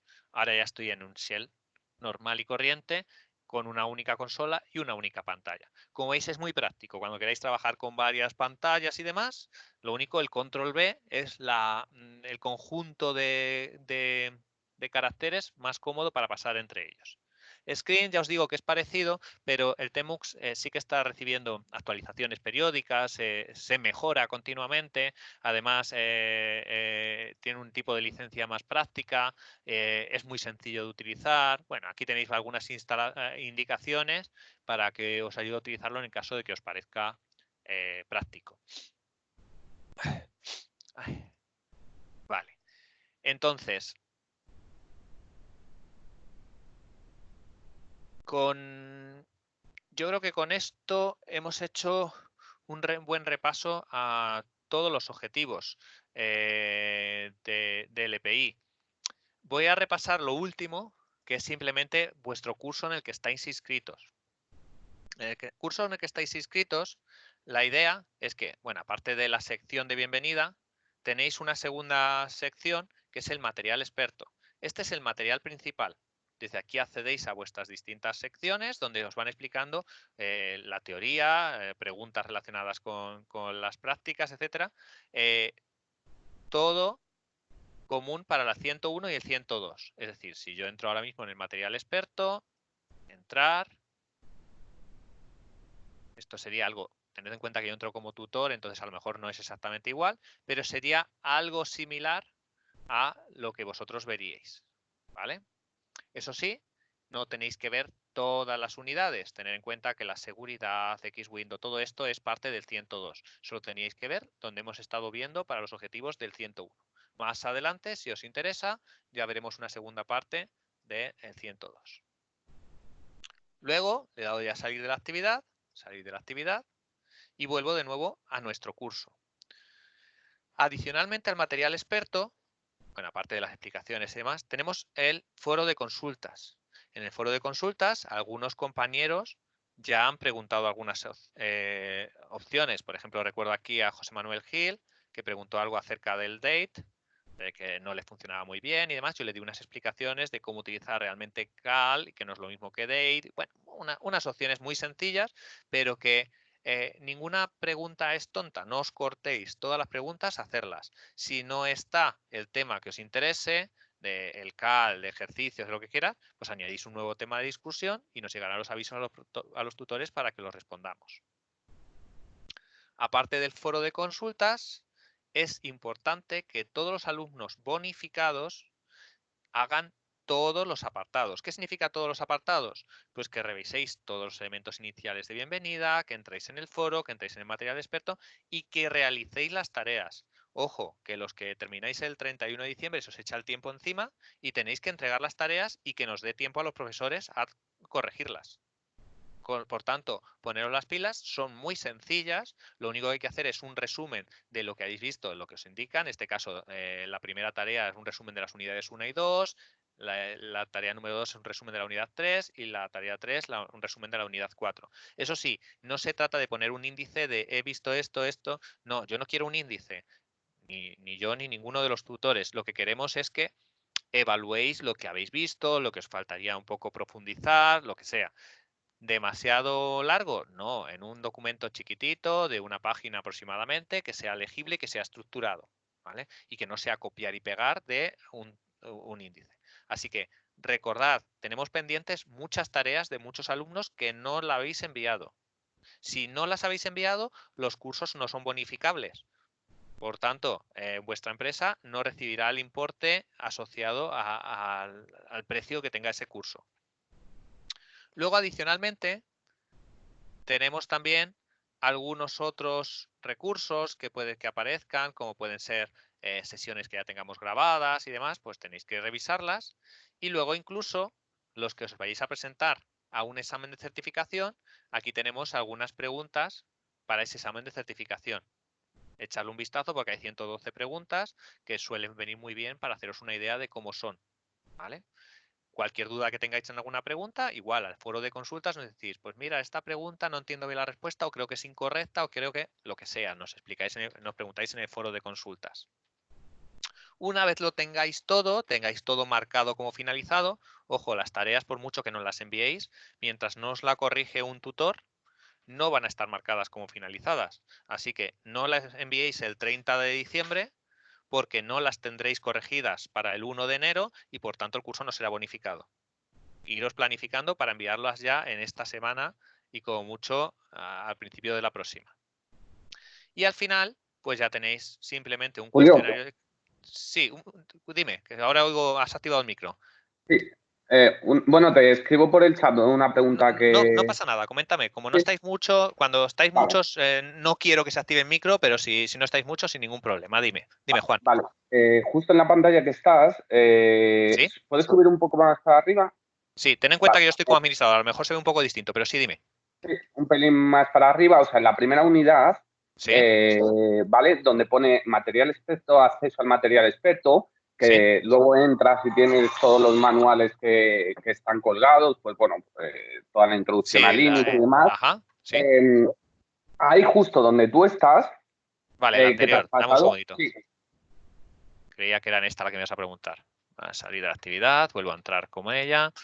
Aquí, aquí. dime. ¿Ves que número de intentos realizados, calificación del intento? Nada, no os preocupéis por ello, ¿vale? No No os nos preocupéis. preocupamos, ¿no? Porque Nada, yo sí que voy haciendo el check, me voy leyendo todas las unidades, pero veo que eso en ningún momento nada. se autocompleta. Este material es un poquito raro porque nos lo proporciona un proveedor externo y normalmente bueno, lo primero, lo de los números de intentos. Esto, con el tiempo yo lo acabaré quitando, nunca tenéis que ponerlo de comenzar un nuevo intento, ¿vale? Porque esto lo que hace es sobrescribe los intentos anteriores y demás. O sea, lo de que ponga intento 1, perfecto. Cada vez que entréis, que ponga intento 1 sin ningún problema. Y eso sí que os lo va a marcar, os va a poner intento 1 siempre, ¿vale? Salvo que pongáis comenzar un nuevo intento, entonces va a decir el 2, el 3, lo que sea. Y luego lo segundo, lo del porcentaje, esto es una herramienta que nosotros tenemos interna, lo que llamamos los paquetes SCORM, pues el que nos proporciona parece que no muestra el avance de lo mismo. Entonces, no pasa nada porque nosotros lo que sí que tenemos son los tiempos de acceso a las unidades, ¿vale? Entonces sí que vemos que habéis accedido y los que han accedido o no han accedido, que hay algunos alumnos que han accedido muy poquito. Entonces, no os preocupéis por esto, mientras lo hagáis así, entréis desde aquí pulsando y ahí accedáis al contenido, suficiente. Lo único que se os puede pasar es que a lo mejor no se os despliegue esto porque tengáis aquí el aviso del navegador con un pop-up, con lo que sea, ¿vale? Cuidado con eso, pero salvo eso, ya a partir de aquí empezáis a verlo y empezáis sin ningún problema. No te preocupes por eso, Vale. ¿vale? Y otra preguntilla más, que como me he Venga, dime. incorporado tarde, No, pero ahora es el momento de preguntar. vale, con la instalación de Debian, Ajá, ¿vale? Cuando tú creas las particiones, sí, tú muestras que, por ejemplo, que borres las particiones que vienen en la instalación y tú crees 3 nuevas, ¿vale? Esas sí. 3 nuevas, tú las 2 primeras, nos indicas que unas particiones de 9 gigas. ¿Esto es un requerimiento mínimo porque no lo veo por ningún sitio? ¿O pueden ser, porque en mi caso no tenía espacio suficiente y he creado una partición, la primera de 8 gigas y la segunda de 1 giga, por ejemplo, y la tercera creo que ha sido 747 megas? No es un requerimiento. ¿Dónde has visto lo del tamaño mínimo y todo eso? Porque es que a lo No, mejor por era eso, un... porque no lo he visto. Yo en el ejemplo que aparece, si te vas a la instalación de Debian, en el manual, te pone que las 2 particiones tienen que ser las 2 primeras de 9 gigas. Mira, Espera, a ver, tengo trucos para todo, no te preocupes. vale. Aquí estamos preparados. Mira, Sí, esto sería una instalación básica de Debian, ¿vale? Porque si es de otro correcto. Linux, muchas veces no tengo capturas de todos los Linux, pero Debian, como es una distribución que me gusta bastante, ya he dado cientos de cursos con Debian y tengo capturas de todo. Esto es una instalación tradicional de Debian. Te pone primero el idioma, el teclado, cuidado con el teclado, no os cojáis un teclado de otro que luego no encontráis las combinaciones de teclas. O sea, hasta aquí, bien. Siguiente, el nombre de la máquina. Le ponemos el nombre que queramos. Configuración de red. Si la queremos unir a un dominio, le ponemos el dominio que queramos. Si no, da igual, lo podemos dejar vacío que va a funcionar perfectamente. ¿Vale? A continuación, lo primero que nos dice en Debian, esto no pasa igual en Ubuntu, nos dice, primero dime la clave de root. Y es lo primero que tenemos que meter. En Ubuntu o en otras distribuciones no te pide la clave de root y en principio no creas root. ¿Vale? Es un poco rara esa forma de hacerlo. Es como para atraer a más usuarios y que no se preocupen por permisos de administración y demás. Pero aquí es la primera que nos pide. Por supuesto, la revisamos de que sea correcta y a continuación sí que metemos el segundo usuario. El segundo usuario es el que deberíamos utilizar normalmente en esta máquina. En este caso, profesor, el que queramos, con el nombre de ese usuario y con sus respectivas contraseñas. ¿Vale? O sea que de momento lo único que hemos hecho ha sido meter las opciones de idioma, de teclado y los dos usuarios, el root y el primer usuario con el que vamos a trabajar tradicionalmente. ¿Vale? A continuación, reloj, muy importante cuando estemos trabajando con servidores, para que luego no tengamos que estar tocando con HW Clock, con Date, con lo que sea los relojes, ¿vale? Reloj península. Y aquí es donde ya empieza con el tema de particionado. Entonces, cuando empezamos, lo ideal es guiado y utilizar todo el disco. ¿Por qué? Porque las otras opciones, la de LVM, es para crear un sistema de una gestión lógica, volumen lógico de máquina, es decir, unificar particiones y hacer como un encasulamiento de esas particiones. Entonces, de momento lo dejamos, eso sería para el 102 o para el nivel 2, pues utilizamos todo el disco o el manual, si sabemos muy bien lo que vamos a hacer, la primera o la cuarta opción, ¿vale? Vamos a ponerla a utilizar todo el disco. Y aquí lo primero que hace es detectarnos el tamaño del disco o de los discos que haya detectado. Entonces nos dice 37 gigas, 8 gigas, 4 gigas, lo que tengamos. Puede ser un disco muy pequeño, ¿vale? Y aquí, a continuación, aquí es donde sí que hay, en este caso, en este tipo de instalación, donde hay la primera información que nos puede costar un poquito de trabajo. Lo que yo os decía en la sesión de hoy es que para los que no hayáis trabajado nunca con particiones, un poco con Linux, lo mejor es coger la primera de las opciones. La primera de las opciones lo que hace es crearte dos particiones, una barra y otra lo que llamamos la partición de swap, la partición de memoria de intercambio. Y nosotros no tenemos que decirle el tamaño, es decir, si son 37 gigas, él automáticamente, el instalador, detecta pues que tienes necesidad de 36 gigas para lo que es el sistema de ficheros, para la primera partición, y de 1 giga para el swap, ¿vale? Salvo que nosotros lo queramos hacer a mano. Si hacemos en la versión anterior, donde ponía, para aquí el manual, ponemos la anterior, la que decíamos manual, ahí sí que a lo mejor nos va diciendo los tamaños. Pero con estas opciones de aquí no nos va a pedir los tamaños. Él lo va a crear automáticamente, ¿vale? Entonces, otras opciones, ¿cuál es? Pues mira, normalmente si yo trabajo en una empresa que el administrador entra muy pocas veces en un ordenador, pero de 2 a 3 de la tarde va un usuario, de 6 a 7 va otro, de tal, pues a lo mejor interesa hacer 3 particiones, que sería la segunda opción. La primera partición, el sistema de ficheros. La segunda, todas las casas de todos los usuarios en home. ¿Por qué? Hay problemas de seguridad, hay problemas porque se nos queda pequeño el espacio en disco, o lo que sea. Esta partición se puede poner en un segundo disco, ¿vale? Tercera opción, la de para usuarios expertos y que tienen un Linux que quieren controlar al 100%. Las particiones que más suelen crecer, separarlas entre sí. Es decir, tenemos nuestro sistema de ficheros, pero tenemos por un lado Home, por otro lado USR, por otro lado bar y por otro lado TMP, que son las que más crecen. Igual, si cogemos esta que yo he cogido desde el principio, él automáticamente va a decir, pues entiendo que a Home le tienes que dar este tamaño, que a USR, salvo que yo lo corte en algún momento, diga retroceder o algo así, y entonces va a decir, pues entonces ponme tú el tamaño que quieres. Pero él identifica los tamaños que tienes que ir poniendo, ¿vale? Normalmente a la que más tamaño le da, en el caso de que coja esta última, es a Home, y luego pues suele darle bastante tamaño a bar, a USR un poquito menos y demás, ¿vale? Entonces, respondiendo a tu pregunta, para que no creas que no quería responder a tu pregunta, no es necesario un tamaño mínimo para el sistema de ficheros. Podemos tener un sistema de ficheros, un disco que en vez de 37 gigas sea de 2 gigas. Y si ese disco es de 2 gigas, puedes poner el sistema de ficheros perfectamente 1,5 gigas y el otro medio dejarlo para memoria virtual. O en vez de 1,5 gigas, 1 giga con 75 y el otro 0,25 dejarlo para memoria virtual. No hay una restricción como tal. Hay recomendaciones y siempre te dicen, pues mira, si tienes tanto disco, deja tanto tamaño para swap. pero sobre todo había muchas recomendaciones para cuando los discos eran más pequeños. Ahora, como los discos han crecido tanto, muchas veces te dicen, mira, que la swap que no pase casi de 2 gigas como mucho, por mucho que crezca tu disco, porque no le vas a sacar partido a crecerla mucho más. Pero bueno, ahí ya sí que nos tenemos que ir a ciertos manuales y recomendaciones que a veces son un poquito subjetivas, ¿vale? Vale. Y discúlpame que te hago otra pregunta. No, si es lo que quiero. Cuanto más me preguntéis, el ratito por lo menos que me estáis preguntando, no hablo yo. Venga, dime. Vale, mira, con Ubuntu, que también lo estuve tocando a través de la máquina virtual, también entiendo que esto que me has explicado también se aplica en Ubuntu, porque Esto para estuve, todas.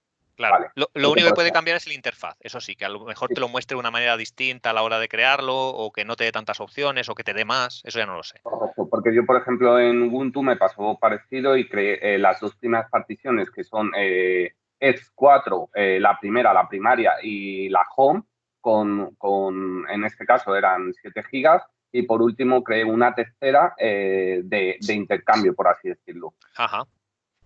Entonces, ese espacio que yo destino no tiene que ser o sea, no hay ningún sitio donde me diga, oye, necesitas mínimo 7 gigas o 6 gigas para el home, o no hay en ningún No, sitio donde no. te... Mira, además ten Vale. en cuenta, por ejemplo, que si tú te haces, vamos a coger la opción 2, ¿vale? Separar la partición home. Aquí, Ajá, en la partición home, puede que tengas un usuario, como puede que tengas 20 usuarios. Y ajá, puede que ese usuario a lo mejor no guarde nada en local. Que a lo mejor lo único que haga es tener acceso, pero no guarda nada local. Es decir, a lo mejor ocupa 7 megas y nunca necesita nada más de home. O puede al revés, que sean cientos de usuarios y que se conectan en remoto a esta máquina y que no guardan nada en sus equipos los usuarios, sino que se conectan a este home y que lo guardan todo aquí. Desde vale. vídeos, y ahí necesitas gigas y gigas. Por eso no hay una recomendada. Sí que es cierto que en el caso de Home te dice, todo lo que guarda un usuario, ¿lo puede guardar en otro sitio? Sí. ¿Tiene permisos? No sé. Si yo Ujú, soy María, sé que en barra home, barra María, normalmente, ¿vale? Se puede cambiar los directorios, pero normalmente esa sería su casa, que en barra home, barra María puede guardar lo que quiera. Con lo cual, si ella puede guardar lo que quiera, otro puede guardar lo que quiera, pues dejo más espacio. ujú, Según eso, según la cantidad de usuarios, según lo que vayan a guardar, y luego tienes otras opciones ya avanzadas, como poner cuotas. Y decir, pues mira, tengo 5 gigas, pues a cada usuario le digo que solo puede utilizar 500 megas y cosas así. Pero eso ya sería avanzado. Ahora de momento no te preocupes porque no hay un... A ver, obviamente, si tú te coges la primera opción, la recomendada para novatos, pues lo que necesitas es que haya un espacio suficiente para instalar lo que es el sistema de ficheros esencial. Pero si no ujú, recuerdo mal, los Linux más chiquititos, chiquititos, en 1 giga de disco lo puedes instalar. ujú. ¿Vale? Perfecto. Y no necesitas, lo único que, claro, que te pones luego a instalar, necesito la herramienta que he utilizado yo antes para poneros de ejemplo, necesito el editor Emacs, ahí ya empieza a tirar de discos te quedarías sin espacio, pero por restricciones no tiene ninguna, ponle los tamaños que quieras. Ahí, eso sí, hay muchas recomendaciones y ahí sí que es bueno que en los manuales echéis un vistazo a lo que te diga. Si vas a hacer la última opción, cómo distribuyes. Y eso sí que es bueno que lo miréis, que ahora ya no sé si lo preguntan en el examen del EPIC, pero sí me acuerdo hace muchos años, hace como 12 años, algo así, que hay alguna pregunta que decía, ¿cuáles son los tamaños recomendados para ello? ¿Vale? Pero Vale. restricciones no las hay. Y otra pregunta, ¿vale? Dime. Respecto también parecía esto. Con el LVM, ¿Sí? ¿vale? Es- quiero entender que nos recomienda la instalación a través de LVM cuando ya hemos tenido instalado algún disco con particiones. ¿Esto es correcto? ¿Esto siempre hay que seguirlo de esta No, forma? no, no, no, no, a lo mejor me he explicado mal. Lo que decía es que no utilices lo de LVM en un disco normal y corriente hasta que no sepas muy bien cómo funciona.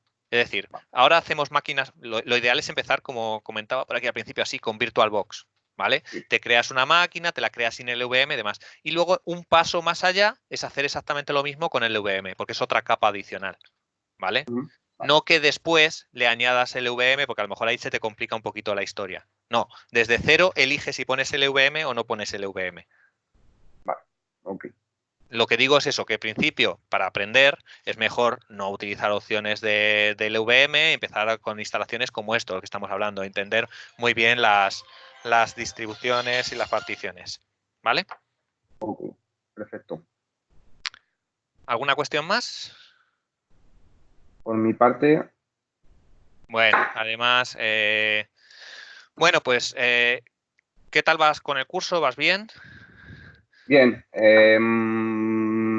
Ciertas cosas, como hay tanto temario y demás, hay que leer mucho y releer para acabar de entenderlo todo, las distribuciones y demás, pero bien, bien. ¿Anteriormente habías trabajado con Linux o no? Poco, Un poco. poco a lo mejor a nivel de usuario más que administrador, Mm, ¿no? sí, así es. Vale, entonces Pero bien. no te preocupes que lleváis muy poco tiempo inscritos en este curso y hasta que no llevéis unos meses solo trasteando no vais a coger confianza, ¿vale?